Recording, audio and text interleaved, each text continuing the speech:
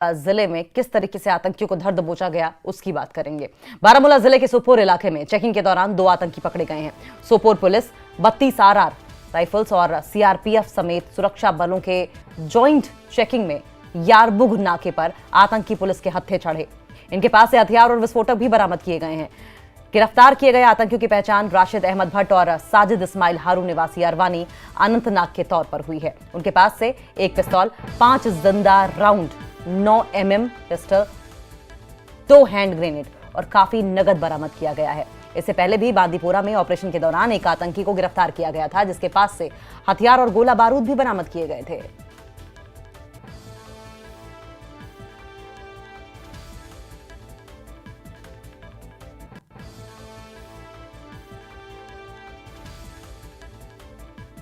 सज्जाद हमारे साथ सहयोगी जुड़ गए हैं। सज्जाद, ये तो लोकलाइट्स मालूम पड़ते हैं, क्या डिटेल है ये बताइए। साथ साथ ये भी बताइए कि किस टेररिस्ट आउटफिट के साथ ये लोग जुड़े हुए थे।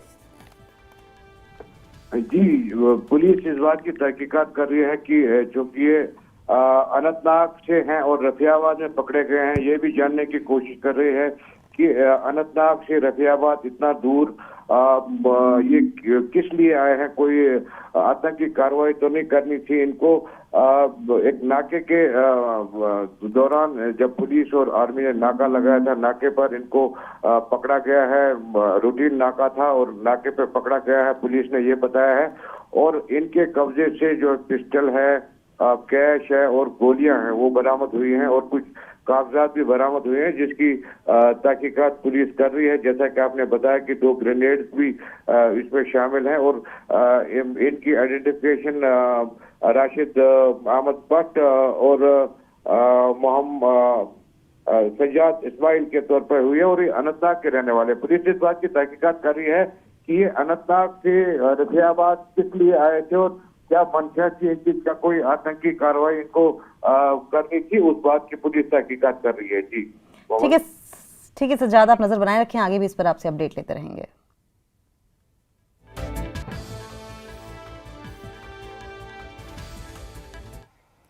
और एक बड़ी अपडेट की बात कर लेंगे। टंगमर्ग से बड़ी खबर सामने आ रही है। काले भालू का रेस्क्यू कर लिया गया है, सफल रेस्क्यू किया गया काले भालू का। करहामा के हरिपोरा से रेस्क्यू किया गया। टंगमर्ग की वन विभाग की टीम ने रेस्क्यू किया है। भालू को गुलमर्ग वाइल्ड लाइफ सेंचुरी में छोड़ दिया गया है।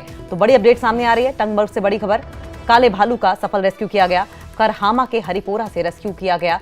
टंगमर्ग की वन विभाग की टीम ने रेस्क्यू किया है। भालू को गुलमर्ग वाइल्ड लाइफ सेंचुरी में छोड़ दिया गया है।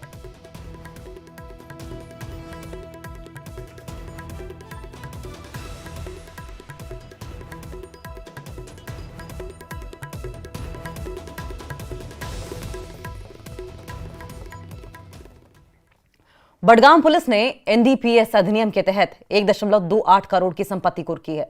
बडगांव पुलिस ने जिले में एनडीपीएस एक्ट के तहत 4 अलग अलग मामलों में 1.28 करोड़ की संपत्ति कुर्की है। पुलिस स्टेशन बडगांव ने आवासीय घर, स्कॉर्पियो, मिनी ट्रक और अशोका लीलैंड सहित 45.5 लाख मूल्य के वाहन जब्त किए, जो शोलीपुरा बडगांव निवासी मोहम्मद यासीन डार के हैं।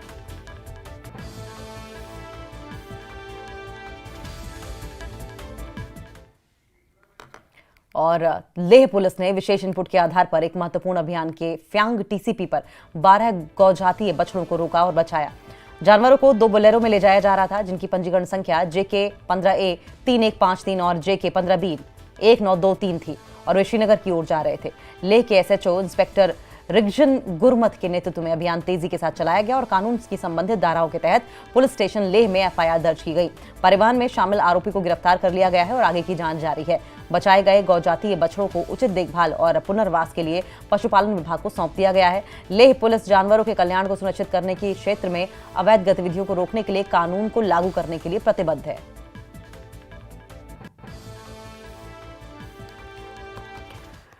और एक और बड़ी अपडेट सामने आ रही है। उड़ी से बड़ी खबर है। बोनियार के बनाली में लगी आग, 2 रिहायशी मकान जलकर खाक हो गए हैं। ये बड़ी खबर सामने आ रही है। किश्तवाड़ जिले के डोडा में अग्निशमन की सहायता ली जा रही है, लेकिन हम उड़ी का जिक्र कर रहे हैं। उड़ी से बड़ी खबर, ये तस्वीरें देखिए किस तरीके से पूरी तरीके से मकान जलकर राख हो गया है। बहुत ही प्रचंड लपटे और जिस तरीके से ये हवा बहती हुई दिखाई दे रही है, संभवतः इन हवाओं ने भी इन लपटों को वेग दे दिया होगा और ऊंची उठती लपटें, प्रचंड लपटें और धुएं का गुबार, ये मकान पूरी तरीके से जलकर खाक हो गया। हालांकि आग लगने की वजह क्या रही इस बात की जानकारी नहीं मिल पा रही है, लेकिन आमतौर पर ऐसे इलाकों में लकड़ी का ज्यादा इस्तेमाल किया जाता है मकानों के निर्माण में, और क्योंकि ठंड बहुत है और ऐसे में अंगीठी और आग ज्यादा जलाई जाती है जिससे कि घरों को या स्वयं को गर्म रखा जा सके। ये भी एक बड़ी वजह हो सकती है। आपको बताएं कि इस अग्निकांड में 2 रिहायशी मकान पूरी तरीके से जलकर खाक हो गए हैं और पहाड़ी इलाका है, ऐसे में दमकल कर्मी या दमकल की गाड़ियां भी आप समझ जाइए डिफिकल्ट टेरेन होने की वजह से जल्दी से पहुंच भी नहीं पाती हैं। और ये भी कई बार देखा जाता है कि नहीं पहुंच पाने की वजह से किसी भी दमकल हेल्प के, किसी भी फायर ब्रिगेड की हेल्प के, तो घर जल्दी जलकर राख हो जाते हैं।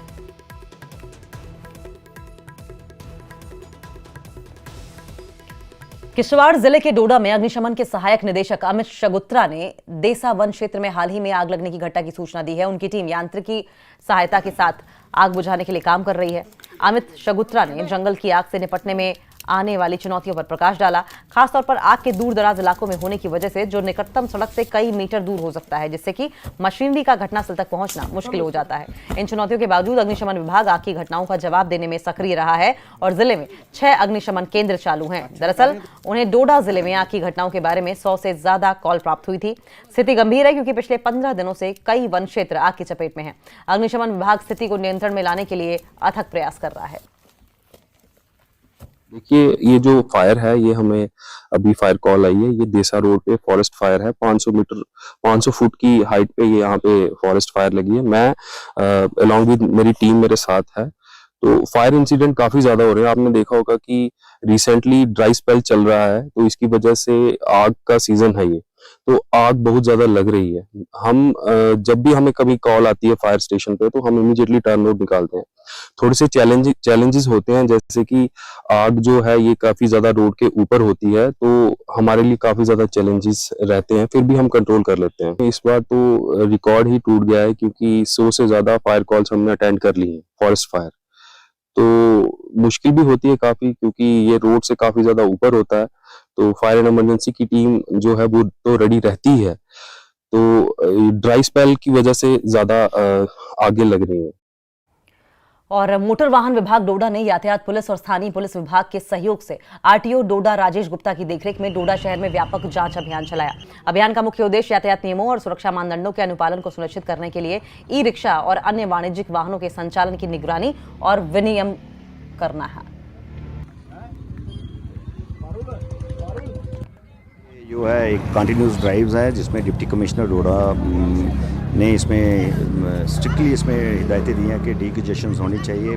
लोगों को चलने के लिए बड़ी दिक्कतें आ रही हैं और इस तरह की जो कंटिन्यूस ड्राइव लास्ट हम 2 मंथ से हम रोड पे ही हैं, उसी के उपलक्ष्य में हमने आज यहाँ पे ड्राइव किया है, जिसमें जो रॉन्ग पार्किंग का था उनको चालान किए हैं, जो 2 व्हीलर्स विदाउट हेलमेट्स थे उनकी गाड़ियाँ सीज की हैं, और पर्टिकुलर जो आज स्पेशल फोकस था वो ऑटोज़ पे था, पर्टिकुलरली ई रिक्शाज पे था। इनकी मैक्सिमम कंप्लेंट आती थी कि ओवर चार्जिंग करते हैं। उसमें हम जो ओवर चार्जिंग में जिन्होंने किए थे हमने उनको चालान भी किए हैं। 10 के करीब हमने गाड़ियाँ सीज भी की हैं और ऑटोज़ वालों को डायरेक्शंस दिए हैं कि हमने जो रेट आपको बताए हैं उसी रेट पे आप चलें। और प्रधानमंत्री नरेंद्र मोदी ने कुवैत दौरे के दूसरे दिन भारतीय श्रमिकों से संवाद किया। श्रमिकों के कैंप पहुंचे और उनसे बातचीत की और इस दौरान पीएम मोदी ने कहा कि मैं घर घर में जरूरी सुविधाएं पहुंचा रहा हूं, 140 करोड़ लोगों के लिए मेहनत कर रहा हूं। इस दौरान पीएम मोदी ने कहा कि भारत में सबसे सस्ता इंटरनेट है, सबसे सस्ता डेटा है। कहीं भी भारत के अंदर ऑनलाइन आप बात कर सकते हैं। इसके अलावा उन्होंने ये कहा कि लागत बहुत कम है अगर ऑनलाइन बात की जाती है, यहां तक कि अगर आप वीडियो कॉन्फ्रेंसिंग करते हैं तो भी लागत बहुत कम है। ये लोगों के लिए बड़ी सुविधा है।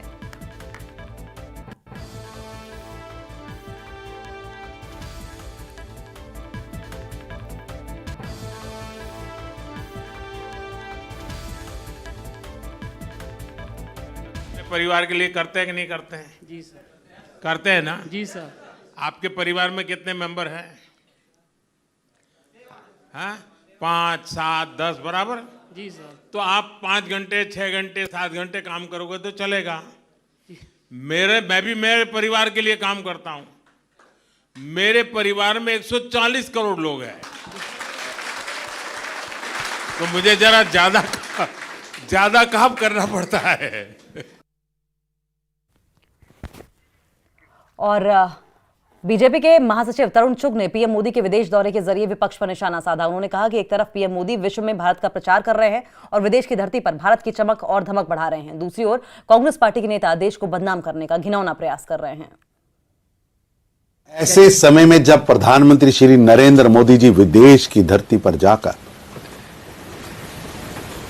भारत की चमक व धमक का परचम फैला रहे हैं और विदेश की धरती पर है, ऐसे समय में कांग्रेस नेता अपने आकाओं, अपने मालिकों को खुश करने के लिए देश को बदनाम करने वाले बयान जारी कर रहे हैं। दुर्भाग्यपूर्ण है। राहुल गांधी के तथाकथित गुरु दिग्विजय सिंह का बयान कठोर और निंदनीय है, देश विरोधी है। जब भारत का सर्वोच्चतम नेतृत्व विदेश की धरती पर भारत की मार्केटिंग कर रहा है, भारत का परचम फैला रहा है, ऐसे समय में ऐसी घटिया बयानबाजी। याद रहे दिग्विजय सिंह साहब, प्रधानमंत्री मोदी जी ने अपने जीवन के, सार्वजनिक जीवन के 23 वर्ष सबका साथ, सबका विकास, सबका प्रयास के मंत्र पर चलकर बिताए। उनका जीवन एक खुली किताब है और आप लगातार उनको गालियां देने का, अपशब्द कहने का घिनौना काम करते रहे हैं। उन्होंने पूरे विश्व में भारत का लोहा मनाया है और विश्व के कई इस्लामिक देशों ने उन्होंने उनके वहां के अपने शीर्ष सम्मान के पुरस्कार मोदी जी को दिए हैं। आज विश्व के बड़े बड़े नेता प्रोटोकॉल तोड़कर प्रधानमंत्री मोदी जी का स्वागत करने के लिए बाहर आते हैं। चाहे जर्मन हो, जापान हो, चीन हो, मध्य एशिया हो, एशिया हो, यूरोप हो, अफ्रीका हो, हर जगह पर मोदी जी के नेतृत्व में भारत का परचम फहराया जा चुका है। ये भारत की बढ़ते हुए भारत की ताकत है, ये नरेंद्र मोदी के भारत की ताकत है। और रुकेंगे यहां पर एक छोटे से ब्रेक के लिए।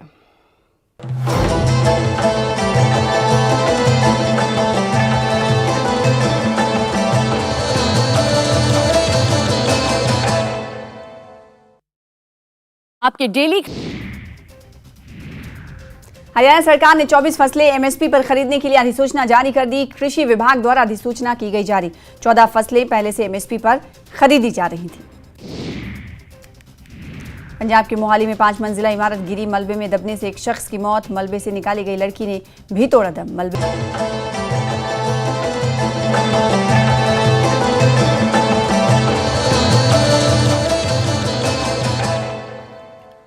श्रीनगर स्थित राष्ट्रीय नाट्य विद्यालय एनएसडी के थिएटर एंड एजुकेशन केंद्र ने 8, 12 और 12 से 16 वर्ष की आयु के स्कूली बच्चों के साथ रविवार क्लब थिएटर कार्यशाला का सफलतापूर्वक समापन किया है।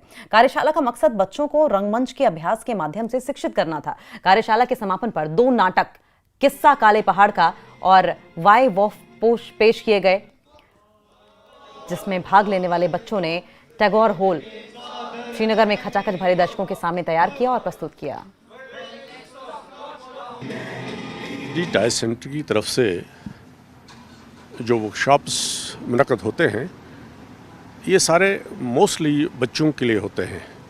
इसमें बच्चों की बहबूदी के लिए, उनकी पर्सनैलिटी डेवलपमेंट के लिए, उनके एजुकेशनल एड के लिए होते हैं, क्योंकि थिएटर इन एजुकेशन अब सिलेबस में भी आ गया है।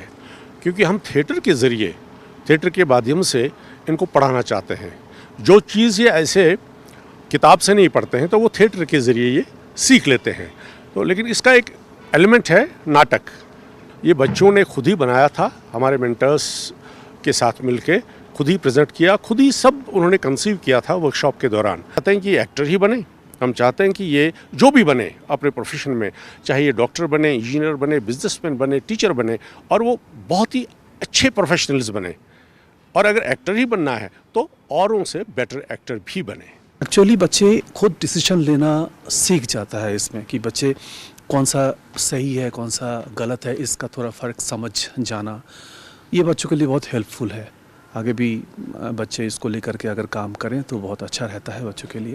कोई बच्चा नहीं आता था तो सर घर कॉल करते थे कि आ जाओ, मतलब ऐसे इन लोगों ने हमें लाया, अच्छे से लाड प्यार करके लाया और हम लोगों ने यहाँ आके बहुत ही कुछ सीखा। मैंने 2 वर्कशॉप्स किए, एक तो समर वर्कशॉप और मैंने संडे क्लब किया। जो समर वर्कशॉप था उसमें मैंने बहुत सारी चीज़ें सीखी, जैसे कि मेरी जो शाइनेस थी वो थोड़ी बहुत कम हुई। और बड़गांव पुलिस द्वारा एसडीपीओ मागाम मोहम्मद अशरफ के नेतृत्व में ड्रग इंस्पेक्टर बड़गांव पीरजादा तस्दीक और एसएचओ मागाम इंस्पेक्टर मुदस्सिर के साथ एक संयुक्त अभियान चलाया गया। अभियान के दौरान नशीली दवाओं की खरीद फरोख्त पर नजर रखने के लिए क्षेत्र की सभी मेडिकल दुकानों का निरीक्षण किया गया। सभी दवा विक्रेताओं को दवाओं की डिलीवरी करते समय नियमों का कड़ाई से अनुपालन सुनिश्चित करने और उपायों को लागू करने का निर्देश दिया गया। स्थानीय लोगों ने इस अभियान के लिए पुलिस की सराहना की है। मंशियात के खिलाफ बड़गाम पुलिस की जानिब से एसडीपीओ मागाम मोहम्मद अशरफ की क़यादत में ड्रग इंस्पेक्टर बड़गाम पीरज़ादा तसद्दुक हुसैन और एसएचओ मागाम इंस्पेक्टर मुद्दसिर के साथ मिलकर एक मुश्तरका मुहिम चलाई गई है और इस मुहिम के दौरान नशा आवर अद्वियात की खरीद फरोख्त पर नज़र रखने के लिए इलाके की तमाम मेडिकल शॉप्स का मुकम्मल मुआयना किया गया है और जिसका मकसद इन गलत इस्तेमाल शुदा अद्वियात को मौसर तरीके से रोकना था। तमाम अद्वियात फरोशों को हिदायत की गई है कि वो ज़ाबितों की सख्ती से तामील को यकीनी बनाए और अद्वियात की तरसील के दौरान फुल प्रूफ इक़दामात पर अमल करें और अमल दरामद करें। और इस मुहिम के दौरान जो भी कार्रवाई की गई है इस पर मुकामी लोगों ने पुलिस की और ड्रग इंस्पेक्टर की, ड्रग डिपार्टमेंट की सताइश की है और यही कोशिश की जा रही है कि किस तरह से मंशियात को रोका जाए और जो गलत तरीके से अद्वियात की खरीद फरोख्त हो रही है मुख्तलिफ मेडिकल शॉप्स पर, उनको रोका जाए। और कुलगाम के प्रधान जिला और सत्र न्यायालय ने एक निजी नर्सिंग कॉलेज के मामले की सुनवाई करते हुए सीजीएम कोर्ट कुलगाम के फैसले को बरकरार रखा। जिला और सत्र न्यायालय ने वर्ष 2002 और 2003 के बीच एक निजी नर्सिंग स्कूल द्वारा छात्रों को गैर मान्यता प्राप्त प्रमाण पत्र जारी करने का दोषी ठहराया। कुलगाम में कांग्रेस में आपको बताएं कि कुलगाम में कॉलेज में एक मामला सामने आया था जिस पर क्राइम ब्रांच कश्मीर ने मामला दर्ज करके जांच शुरू कर दी थी और मामले की सुनवाई सीजीएम कोर्ट कुलगाम में चल रही थी। हालांकि अपराध होने के कारण अदालत ने सजा सुनाई और उसे बरकरार रखा।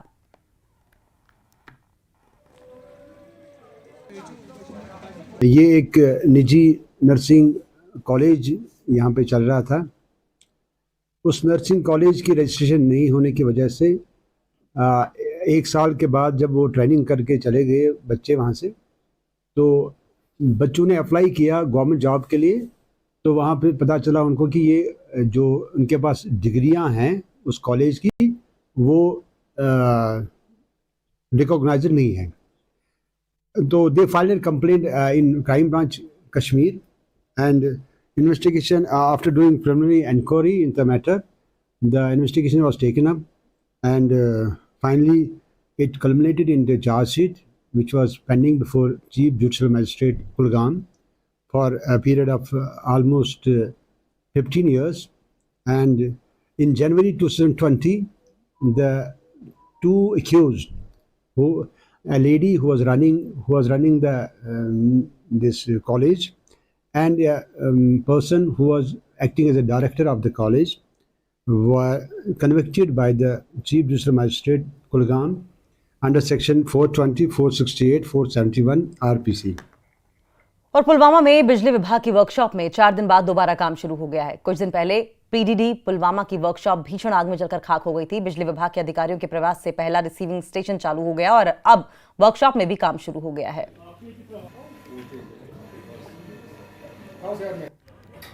पावर डेवलपमेंट डिपार्टमेंट का हम बहुत ही शुक्रगुजार है क्योंकि तरजीही बुनियादों पर इन्होंने वर्कशॉप को भी ठीक किया और रिसीविंग स्टेशन को भी ठीक किया।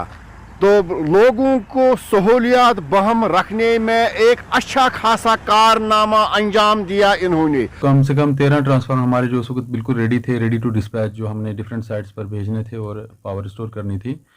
तो बदकिस्मती से वो 13 ट्रांसफार्मर भी जो हैं वो आग में जलकर खाकस्तर हो गए और उसके साथ साथ ही हमारा बफर स्टॉक और भी जो ट्रांसफार्मर थे, कम से कम 45 ट्रांसफार्मर हमारे जो हैं वो उसमें डैमेज हो गए। तो अब हमारा जो है यहाँ पर रिपेयर के लिए कोई जो है वो अरेंजमेंट नहीं बचा, तो हमने रिक्वेस्ट की है अपने चीफ इंजीनियर मैडम से, अपने एमडी साहब से, और उन्होंने एश्योर किया है कि आपको सेंट्रल स्टोर से, सेंट्रल वर्कशॉप से सपोर्ट मिलेगा। और कल हमें 13 ट्रांसफार्मर वहाँ से मिले, लेकिन ऑयल का कुछ इशू था, ऑयल वगैरह अरेंज कर लिया हमने, और हम आहिस्ता आहिस्ता जो है डिस्पैच कर लें जहाँ जहाँ जिन जिन साइड से वो आए थे। और भारत की दिग्गज बैडमिंटन खिलाड़ी पीवी सिंधु आज शादी के बंधन में बंध जाएंगी। जयपुर में आपको बताएं कार्यक्रम हो रहा था, और अब उदयपुर की तस्वीरें हम आपको दिखाने वाले हैं, जहां पर शादी से जुड़े कार्यक्रम शुरू हो चुके हैं। उदय सागर झील पर स्थित राफेल होटल में मेहमानों का आना शुरू हो गया है। सिंधु ने प्रधानमंत्री नरेंद्र मोदी और क्रिकेट के दिग्गज सचिन तेंदुलकर समेत कई प्रमुख हस्तियों को समारोह में शामिल होने का निमंत्रण दिया है।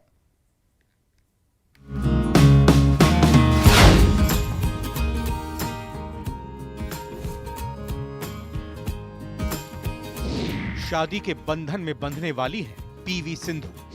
झीलों की नगरी में संपन्न होंगे सभी कार्यक्रम। 22 दिसंबर को वेंकट दत्ता के साथ लेंगी 7 फेरे। कई मशहूर हस्तियों की शादी का गवाह बनी झीलों की नगरी उदयपुर एक बार फिर तैयार है एक और शाही शादी के आयोजन के लिए। देश को 2 बार ओलंपिक मेडल का सम्मान दिलाने वाली बैडमिंटन खिलाड़ी पीवी सिंधु भी अपनी नई पारी का आगाज उदयपुर से करने जा रही हैं। बताया जा रहा है कि पीवी सिंधु की शादी महज 1 महीने के अंदर ही तय हुई है। उनके पिता पीवी रमन के मुताबिक दोनों परिवार एक दूसरे को जानते हैं। सिंधु का जनवरी से कार्यक्रम काफी व्यस्त रहने वाला है, जिसे देखते हुए शादी के लिए यही सही समय लगा। 1 महीने पहले ही शादी फाइनल हुई है। दोनों के परिवार एक दूसरे से लंबे समय से परिचित हैं। आइए अब आपको बताते हैं कि बैडमिंटन खिलाड़ी पीवी सिंधु जिनके साथ 7 फेरे लेंगी वो हैं कौन। पीवी सिंधु के होने वाले पति का नाम वेंकट दत्ता साई है। वो हैदराबाद के रहने वाले हैं। वेंकट दत्ता एक कारोबारी हैं और फिलहाल पोसाइडेक्स टेक्नोलॉजी में एग्जीक्यूटिव डायरेक्टर के पद पर काम कर रहे हैं। पोसाइडेक्स टेक्नोलॉजी भारत में मुख्य रूप से डेटा मैनेजमेंट का काम करती है। इसमें बैंकिंग, बीमा, उपभोक्ता वित्त, आवास वित्त, खुदरा और पूंजी बाजार जैसे क्षेत्र शामिल हैं। उदयपुर शहर रॉयल वेडिंग के लिए सबसे ज्यादा पसंद की जाने वाली जगह बन गई है। देश की जानी मानी बैडमिंटन प्लेयर पीवी सिंधु ने भी उदयपुर को अपनी शादी के लिए चुना है। आइए एक नजर डालते हैं किन किन नामचीन लोगों ने उदयपुर को अपने दाम्पत्य जीवन की शुरुआत के लिए चुना था। जनवरी 2024 एक्टर आमिर खान की बेटी आयरा खान की शादी। जनवरी 2024 एक्टर सनी देओल की भांजी निकिता चौधरी की शादी। 14 फरवरी 2023 क्रिकेटर हार्दिक पांड्या ने बॉलीवुड अभिनेत्री नताशा के साथ यहीं पर शादी की। 23 सितंबर 2023 सांसद राघव चड्ढा और एक्ट्रेस परिणीति चोपड़ा। और भी ऐसे कई नाम हैं जिन्होंने उदयपुर से अपने जीवन की नई पारी की शुरुआत की। बहरहाल उदयपुर अपनी विरासत, शाही संस्कृति, झीलों और अरावली की पहाड़ियों और खूबसूरती के लिए अलग पहचान बना चुका है। और यही वजह है कि पीवी सिंधु ने भी अपनी शादी के लम्हों को यादगार बनाने के लिए उदयपुर को चुना है।